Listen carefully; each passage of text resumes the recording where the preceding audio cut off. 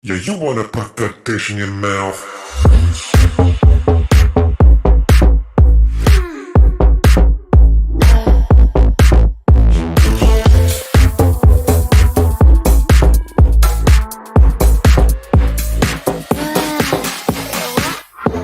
Wish you could slide into my mind and make me mine. Push play rewind. Let's whip outside, and so am I. Hi, everyone. My name is Dylan B. Dickerson White. I'm Mr. Trans USA 2022. And as part of our series of sashing interviews, we're here today with our Miss Trans Tennessee, Lulu Stiletto. And I'm going to give you a little bit of a background about her. She's a veteran of the United States Air Force, which I definitely want to hear more about. And although being an entertainer for 3 years, she just started her transition. So we're going to get a little bit more information about the perspective of somebody starting now versus somebody like me who started a long time ago. So without further ado, I want to bring in Lulu to tell us a little bit more about herself. Hi everyone, my name is Lulu Stiletto. That is my drag name, but I also go by Jasmine Milam. That is it part of my legal name, but also part of my chosen name. It's nice to hear. Okay, so first little question I have about that. Lulu Stiletto, where did the drag name come from? Honestly, it was Lulu came from I just went online and did this drag queen generator name, and then Stiletto because I don't wear anything shorter than a 6-inch heel. I feel like if I ever did drag, done this before as drag as a queen before, I would have to be in the same boat because I'm 5'3", so I find myself fighting to get through crowds anyway. So, but so like I said, I think that the most interesting part for me is the military part. Yeah. So how long were you in the Air Force? I was in the Air Force for 4 years. I lived in a small town in Illinois growing up. So I had nothing. I was like, I need to get out. What is the quickest way to graduate high school and get the heck out? You know, So I, that's because they have those education benefits too, I think. Yeah. I left Air Force 2 days after my high school graduation. Oh my God. Yeah. So, and everyone I graduated high school with, when they were, enjoying their summer before college, I was in basic training. You know, Not that's like dedication to getting the hell out of there. You're mm, like, you could have fun with everyone else, and mhm. get on that party train, as much as you can, but you were Yeah. working hard to move up and move out. So I think that's, it's something I had wanted to do as well. Actually, if I was supposed to join the Air Force and after college and do like this whole medical school thing, and then that's right around the time that I came out.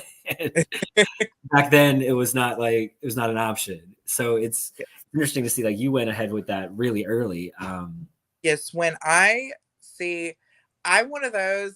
I'm a very before I came out, I'm a very flamboyant gay, so I can't just hide it. It Yeah. became an issue in basic training a little bit, but the Air Force they have a lot of regulations now where discrimination isn't a thing, and if it is, it'll be cut off real quick. Because when we talk about that too, like any kind of stuff like that, if you're actually preparing for something that you don't need that sort of mental block when you're trying to prepare yourselves for that, life or death situation, you need to be absolutely on board with everyone. So I understand why I'm glad that people understand that that's a thing now. Like, hey, if we're comfortable with each other, that helps us in this dangerous situation. Exactly. Yeah. So what did you do in the Air Force? I was law enforcement. I was the Air Force's version of AMP. So basically, it was a mixture between security and law enforcement. Gotcha. I understand like the MP kind of side of things. I think I knew somebody else who did the same thing like the Navy. So yeah. So beyond after getting out of that, I'm sure that was an interesting adjustment too. Oh, yeah. And I did my transition towards the end of my because I've been on HRT about 6-7 months. I got out and I actually was going to start the process through the Air Force to be able to start my transition. But at that point in time, they did not have spots because with the Air Force, you have to go through a whole thing to be able to start your transition. So yeah, what does that process look like? It's first you have to sit down with one of the medical providers that is skilled in like HRT. And they have to basically sit you down and medically say that you have like medically diagnose you with gender dysphoria. And then once they get that typed up, they send you, they go to do a thing. It's this hospital at Lackland Air Force Base in San Antonio that specializes in HRT and basically shows you every single outlook with the service related and all that kind of stuff. As far as one day you'll sit with a psychiatrist, one day you'll sit with a legal provider about name change, one day you'll sit with the medical provider with how your hormones are going to work. Basically, it's a 5-day program, and then after that, they draft up a like basically kind of like a medical plan. Yeah. How your transition's going to go, and when at that point you'll be considered transitioned, and then it gets submitted up to your unit commander, and they can either approve or deny it.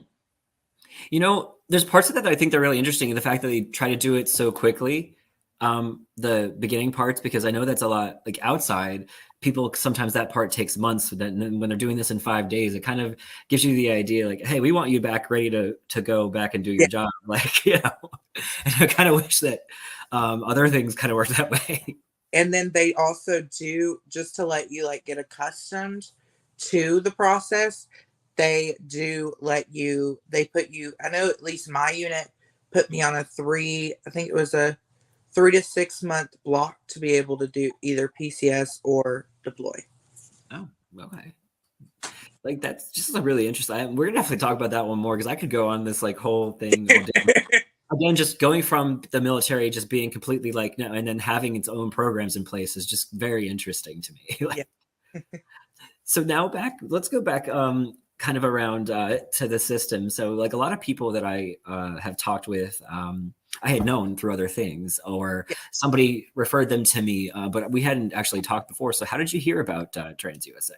A couple friends of mine are actually that I started, not that I started drag with, but when I started drag, they were like a part of the scene that I started with, are actually both Miss Trans Colorado and Mr. Trans Colorado. Okay, so Dustin and Ella that makes sense now. Okay, yeah. I've had a few like that.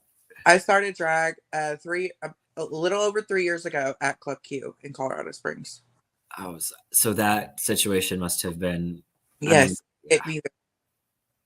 I mean, we don't have to. I know that's a heavier topic, but I understand that must have been an interesting experience for everyone mentally. So, but I think that's great that we're like people are competing and still telling each other, "Hey, let's all do this together." I think it's kind of an interesting take on a pageant where people sometimes you hear people, you know, they kind of like don't want other people to run, you know. And this will be my second year doing pageants. So what was the first one you did? I did US of A newcomer. Oh, you went for the big like the draft. Yeah. And I'm actually also competing again this year with US of A in the newcomer bracket. Nice. Okay, so this is going to be again. They always have like 40 or so people, so it's really cool to see that kind of big competition. And we're expecting another big one here, but it's going to be, I think, interesting for you to be in a drag pageant and then, you know, in a like a Muggle life pageant, you know. So you're preparing two separate sort of packages. So about that, what do you think the category you're most excited about is? My absolute favorite category, and that's just because I'm a performer at heart and I love performing. I've been performing since I was old enough to walk, would be talent. talent's probably in any pageant, whether it's a bar or mainstream pageant, talent has always been the one that I've always excelled at. That's going to be very interesting with USFA, especially because we don't have a talent category. So like that's one of the things that we always think is cool. That's different because this is about the other side of it. For me too, I felt the same way. Oh my God, I love talent, but I think that's the biggest challenge for me was what kind of person am I to show them outside of drag? Ooh, I'm a little scared. So that was nerve-wracking for me too. It was like, oh, I don't have that to rely on. I do know with probably a lot of what I'm going to present more would be still a little bit of my like drag persona, but like that I'm trying to tie in with Jasmine because I'm still early on in my transition and I'm still more comfortable as my drag self than I am my chosen self. Right. I think that's something that we do. I think so is it fair for me to say that like drag kind of helped you realize a little bit? Yeah. Because I think that I was in the same boat. I was like, wait, this is not just pretend, is it?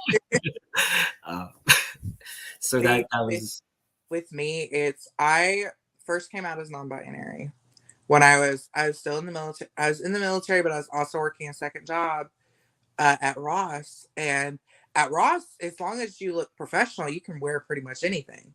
Mm-hmm. So like I was wearing wigs to work, I was wearing makeup to work, I was wearing a dress to work, and it felt so comfortable to me. I'm like, I get it, like clothes don't have a gender, but like there's something more, yes. after that. And I think that, there's probably that one experience you have where you put something on and then you see yourself in the mirror and then you just kind of stop. Yes. And then you're just like, oh.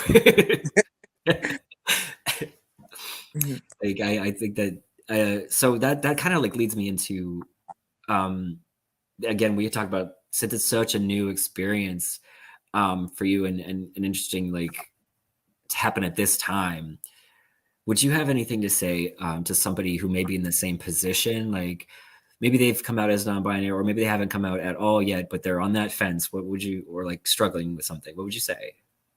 I would say no matter what, you are you regardless and live your truth.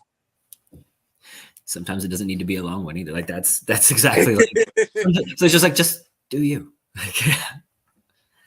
So I think that this is also interesting to me, Tennessee. And we did have folks from Tennessee in the past, but I want to hear from your perspective, like, what is it like being trans in Tennessee versus like you said you had lived somewhere else, like so. Yes. I see Tennessee has it hits home for me because my first 10 years of life, I was here in Tennessee in Nashville. And then now that I've come back, because I lived in LA for 4 years when I was in the service. Yeah. So now that I've come back as like almost like a different person, it's still getting a lot used to. I'm like, I've been out in the scene performing and here and there, but I haven't really like put my stamp on Nashville yet, because Nashville is one of those big cities as far as drag goes. Like it's one of the main. I have performed there. It is. They love their drag down there. Yeah. Like, especially to be like a playmate at play, like you got to be like top of everything. Do they have auditions or something? Like, yeah. That I've only at least one of from that cast makes Drag Race every year. And yeah, I have to say, like, this is just I'm going to that bar play, just absolutely one of the most amazing bars I've ever performed in. So the fact that like anybody who gets in there, even I'm just like, yeah, this is, from the beginning that you're going to work hard. Mm-hmm. And it's just Nashville's such a big like populace. It's still getting used to, because now that I'm an adult and actually living in Nashville and not just, a kid with their parents, I can finally, be me. But what has probably been the most struggle is I work in the part sales industry. So I'm still not full, since I'm still early in my transition. I don't present as a female that a lot. Yeah. So it's still a work in progress. I can understand that, and I think that that's a very common experience, especially in the very early stages where you're like, I don't know if I can fully like be comfortable or safe right now.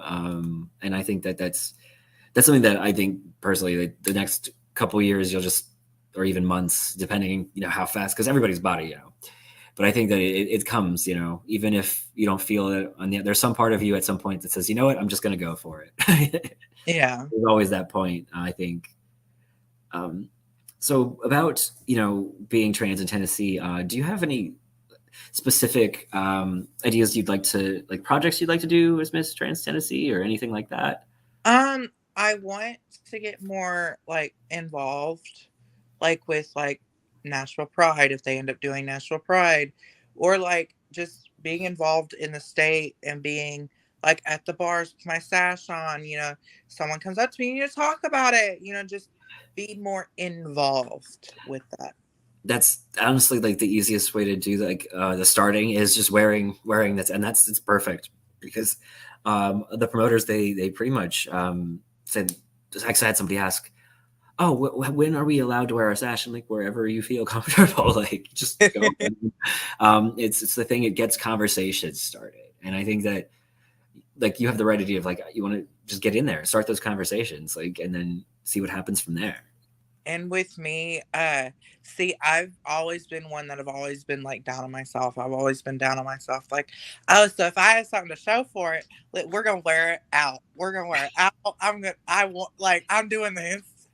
Right, like if I'm going to do this, I'm going to do this. Like, Yes. and I think that just having that and seeing, the way people talk about being excited and being involved and how much bigger everything is and how much that people are putting into this, I just think that it's just going to be such a wonderful year. And I love hearing how excited, like, and hearing that enthusiasm in your voice, like, and seeing it on your face, like, is just, I just think everyone's going to fall in love. Like, once they see this, just trust me.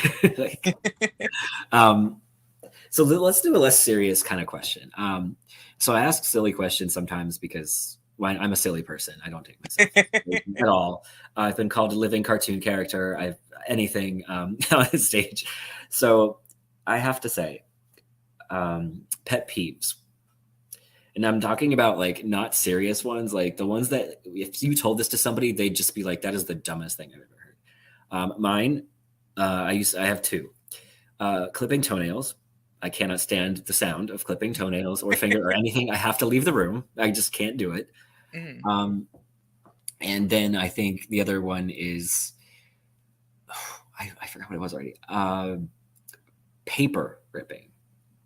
Like you have like somebody rips a piece of paper. It's like a really annoying sound. Like it just most of it sounds for me. I don't know.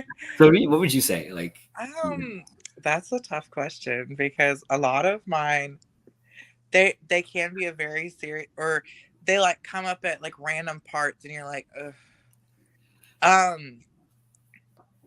Mine would be probably when people are in my bubble. Like, I hate when people are in my bubble. Personal space.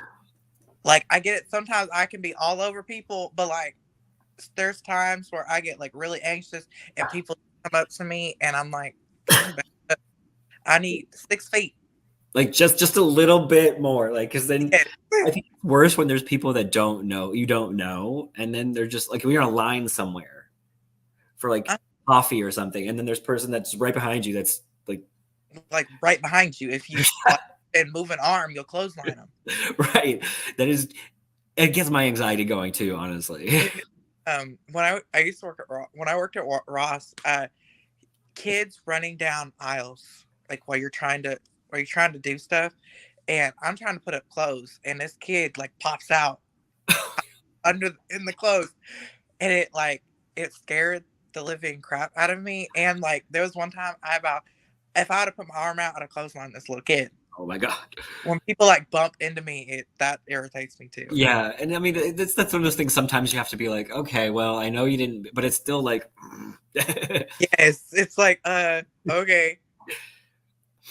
But or when see lately, one of my pet peeves has been, it shouldn't really be a pet peeve. It should be really of like a known thing when someone deliberately excuses my chosen name. Yeah, I think that one's a different. Like that is like one of those. This is a requirement. This is not even like a. Like, because at my work, I do go by my legal name is on documents, but AutoZone, you can't also put a preferred name or nickname on your name tag. Like my name tag says Jasmine, and people still call me by Jacob, and that is not okay. Like it's right there on paper. It's right there. And at that point, yeah, I feel like people are. I don't know whether the deliberate or thing, but how do you respond to that? Right now, because I'm still early in transition, and I still do look like a man most of the time. I think that's where I still gotta. You're not supposed to just grit your teeth and just go on about it, because that you're not. There are HR stuff in place for that. Yeah. I think with me, I'm always been a people pleaser, and it's just I don't like confrontation, and I'm not gonna try to deal with it. It's one of those. I'm here to do a job. You're here to do a job. Let's just do this job and get over with it.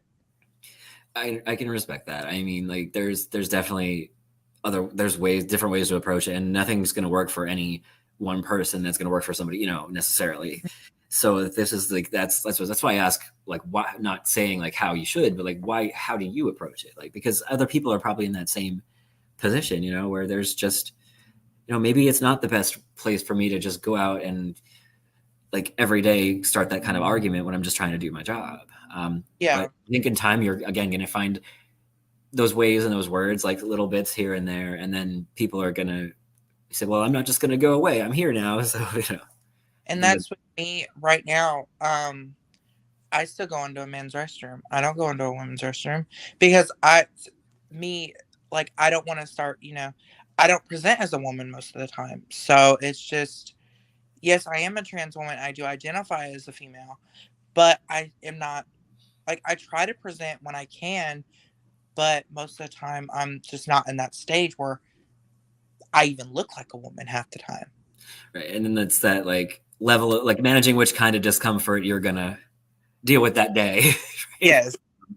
And I think that a lot of people out there don't realize there's, we have that fight, but we also like what we want and what we expect for ourselves. But it's internal, but there's always that other side of it. Like we know there's all those arguments. We know all the stuff that's out there. And it's just like wishing we didn't have to think about it and trying to make it easier for everyone. And I think we all at some point have that people please, like we just want things to be calm and okay and just go on.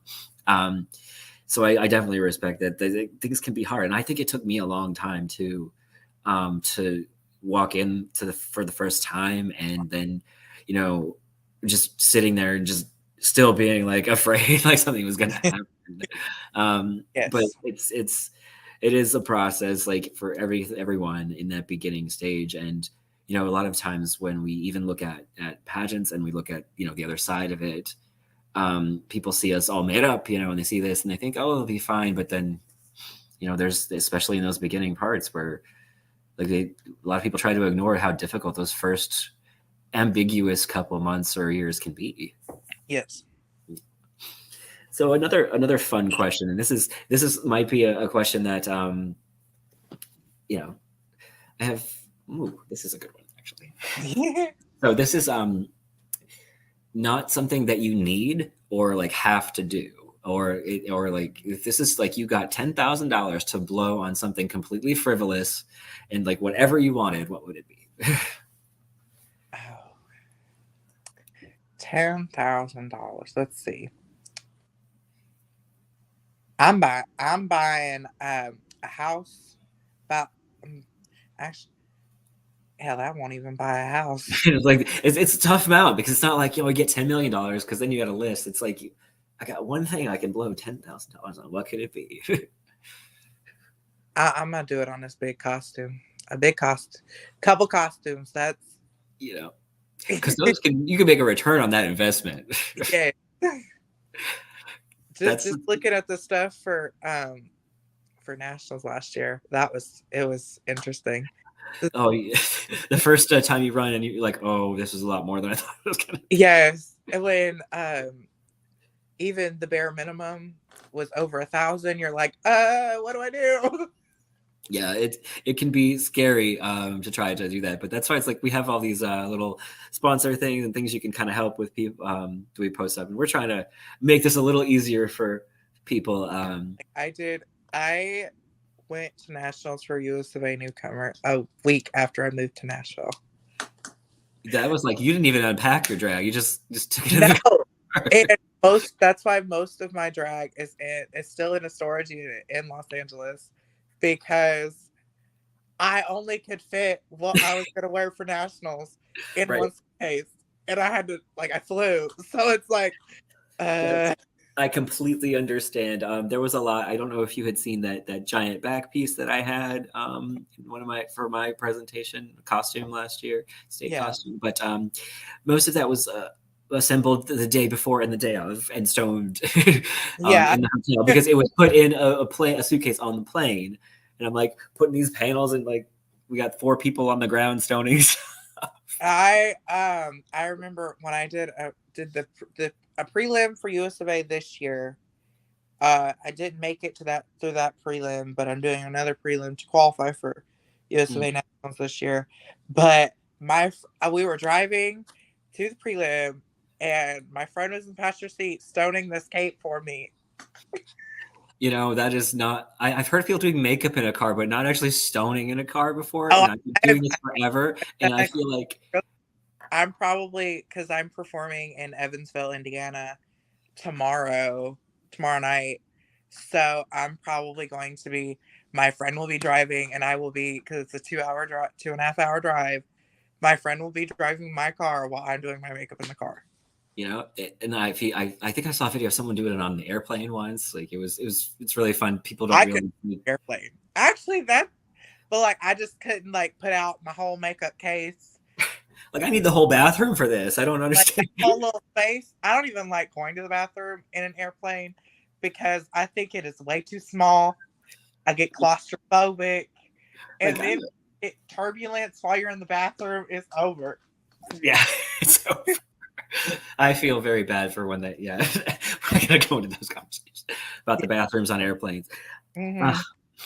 So we talked about pageants, and we talked about all the community work and things. But seems like you're a pretty busy person with your job and drag and with everything you're planning. So what do you do to relax? To relax, kind of the couple hours I do get to relax. Not even, it feels like. But I'm a dancer, been a dancer forever. That's the main reason why a drag attracted me. So I know high-paced dancing all the time. Not relaxing to most, but it's relaxing to me because that's how I get my emotions out, and that's how I deal with a lot of the hard stuff. I am completely with you there. Like a lot of things that are relaxing to me are not relaxing to anyone else. So it's just I need something to I have to move. I need, you know what I mean? I think I understand that. I can't just sit still because it makes me anxious. Even drag, doing drag and performing, that's relaxing to me. People look at my performances, they're like, "You're out of breath." I'm like, "Yeah, but I also did a 6-minute number where I moved the whole time." Yeah, and then that people were like the level of exertion that comes with that, even if it's a couple minutes. I just got split off a 5-foot stage. What do you? Of course, yes, that's relaxing to me. But yes, I'm gonna feel it in the morning. Here's my pet peeve. Here's a good one for you. I just got done doing that 6-minute number, and then you're handing me a microphone right after I yes. Oh my gosh, I've done it multiple times. And I'm just like, give me 5 minutes.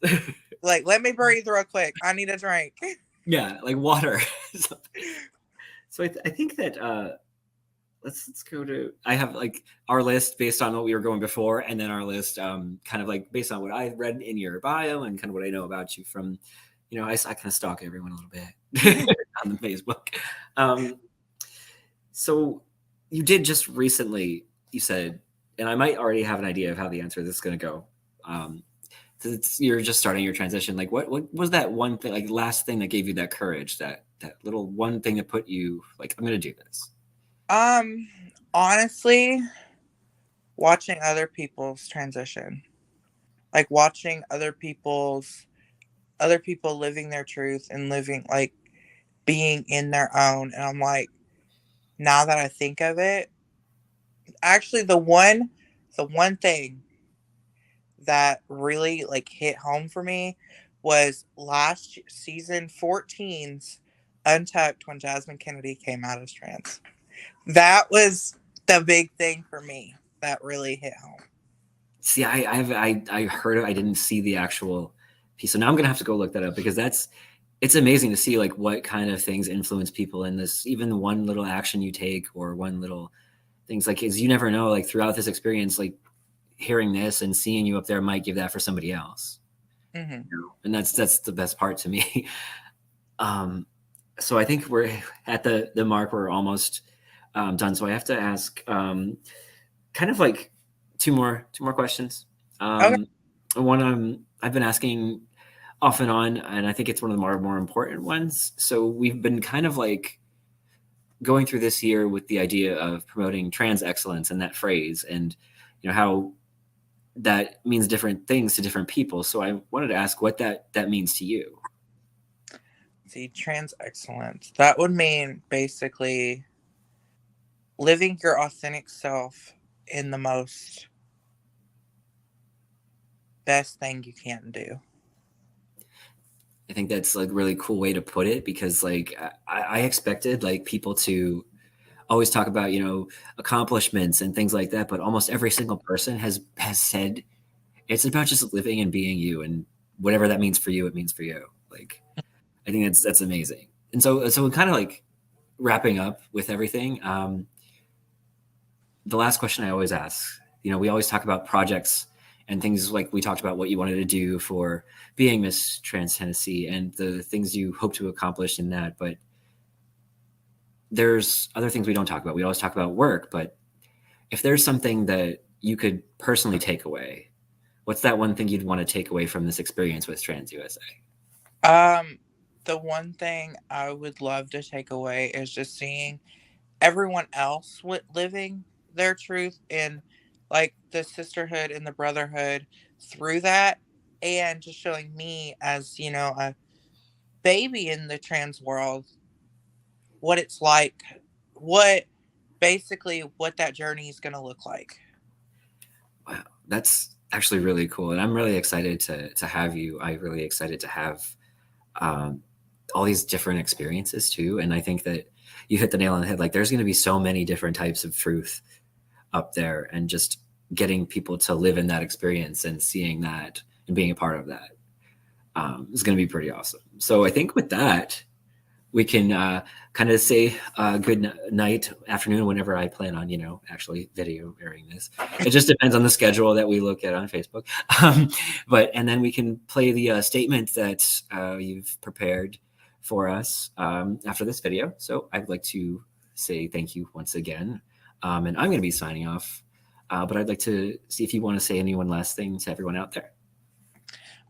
Okay, one last thing. As Lulu Stiletto, Jasmine Milam, Miss Trans Tennessee 23, I just want to say live your authentic truth and your authentic self, and you'll find your journey. Well, thank you again, Lulu, Jasmine, and we're going to say goodnight and join us for the next crowning. I'm Dylan B. Dickerson White, Mr. Trans USA 2022. It's very long right now. And have a good one, everyone. I'm just going to end the recording and then, Yeah, you wanna put that dish in your mouth.